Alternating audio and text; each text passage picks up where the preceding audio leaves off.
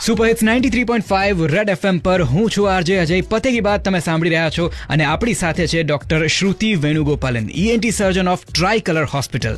અત્યારે 2 સિઝનની વચ્ચેનો સમય ચાલી રહ્યો છે, વાયરલ ઇન્ફેક્શનનો અત્યારનો સમય છે. પણ મેમ, ઘણા કેસીસમાં એવું જોયું છે કે સડન હિયરિંગ લોસ થઈ જાય, એટલે અચાનક બહેરાશ આવી જાય. તો એવા કન્ડિશનમાં શું કરવું જોઈએ? સડન હિયરિંગ લોસ એટલે કે અચાનકથી બહેરાશ આવવી એ એકમાત્ર ઇયર એમરજન્સી કહેવાય. કેમ કે એમાં 72 અવર્સની અંદર આપણે ટ્રીટમેન્ટ ન ચાલુ કરીએ તો એ બહેરાશ પરમનન્ટ થઈ શકે.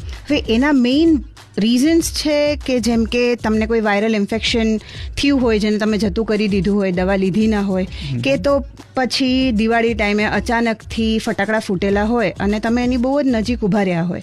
એવા કેસીસમાં તમે ખાલી ને ખાલી કાનના પડદાની અંદર ઇન્જેક્શન દ્વારા સ્ટીરોઇડ મૂકી દો તો બી તમને ઘણું સારું થઈ શકે. તમે પરમનન્ટ હિયરિંગ લોસ જેમ કે અલકા યાજ્ઞિકજીને થયું છે એનાથી બચી શકો છો. ઓકે, એન્ડ હવે આગળ મેમ સાથે નેઝલ ડિસ્ચાર્જ વિશે ઘણી બધી વાતો કરવાની છે. થોડી જ વારમાં પાછા મળીએ. સુપર હિટ્સ 93.5 રેડ એફએમ પર હું છું આરજે અજય. બજાતે રહો.